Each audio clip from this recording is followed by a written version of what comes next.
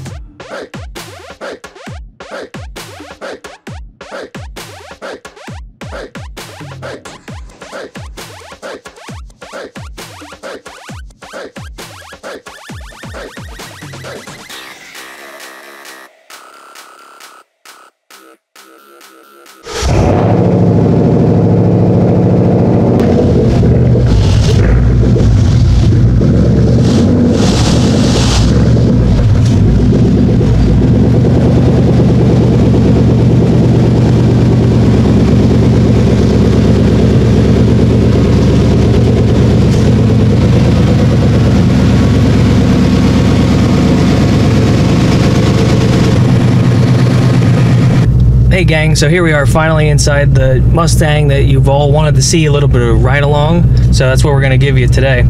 So we're at our house right now, just getting it up to temperature.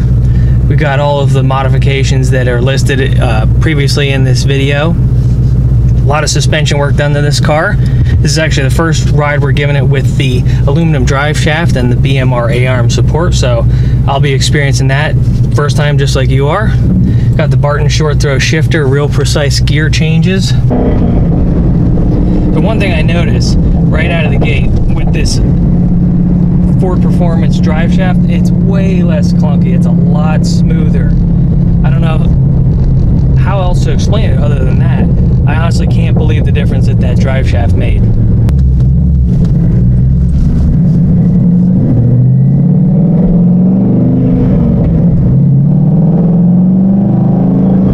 So we'll see if the new Ford Performance drive shaft has any kind of vibrations in it when we get up to highway speeds. Hopefully it doesn't. Normally if it does, stuff like that shows its ugly head around 60 miles per hour. About 50 miles an hour. Feels good so far. The sound may not come across totally correct on camera, but you can hear the Flowmaster Outlaws and the long tube header brand overaxle resonator delete pipes. Cruising at about 1500 RPMs right now. You can still have a conversation with your passenger if you want. That's the advantage of running your stock cats and stock manifolds. Granted, you do leave a little bit of horsepower on the table, but you have more drivability as far as day-to-day comfort.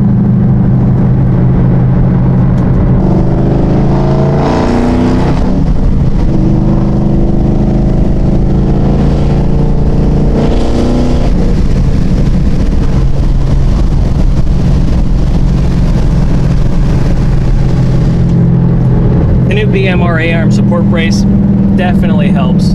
I can actually feel, there's another part I did not expect to be able to feel for about 50 bucks. The thing works wonders. I don't think that if that's the only suspension part or chassis part you guys or girls have in your car, that it's going to be a night and day difference. But it's just one more piece of the puzzle to go with springs, shocks, struts, sway arms, stuff like that. But again, everything working in conjunction, the shift of the two-post bracket, drive shaft, Coney struts, Coney shocks. Lots of parts made by BMR in this car. We've got BMR upper control arm, BMR upper control arm mount, relocating brackets from BMR also. Everything just works together well.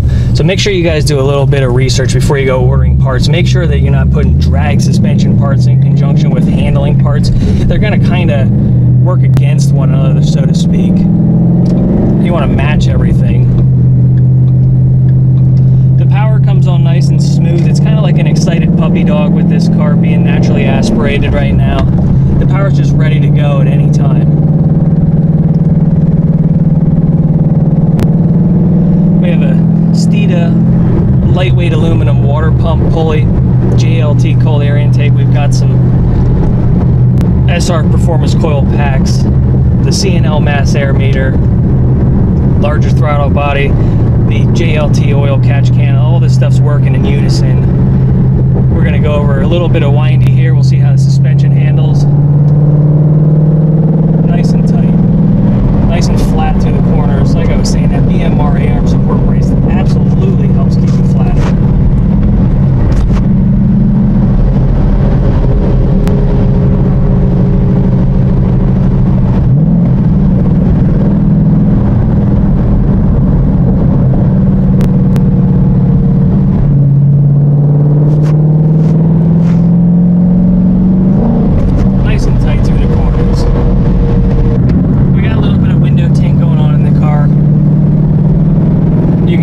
Inside of the car, you can see out of this perfectly fine. Granted, it is daytime, but it's a little bit overcast. You can see out of it no problem. It is a lighter window tint. If you guys want to know what percentages, just send me a message and I'll let you know the whole setup. The guy that did it is Cooper Automotive.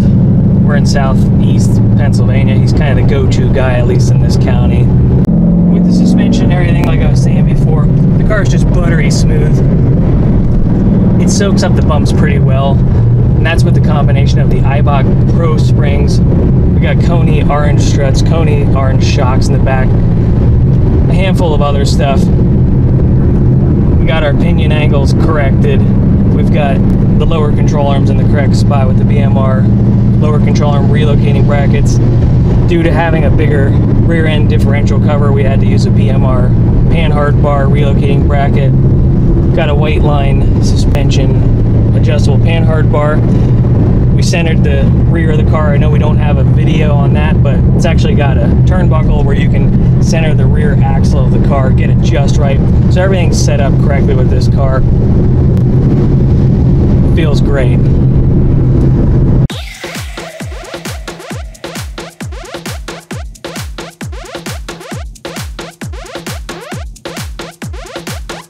So there you have it. That's where our 2014 Mustang GT stands as of right now today. By all means, if you have any more questions about specific parts, I'd love to answer. So still let me know. I'm going to keep you guys posted. As soon as we have more parts, more time, we might even have some special things up our sleeves to show you. As always, if you enjoyed the video, hit the thumbs up or subscribe. Thanks for tuning in.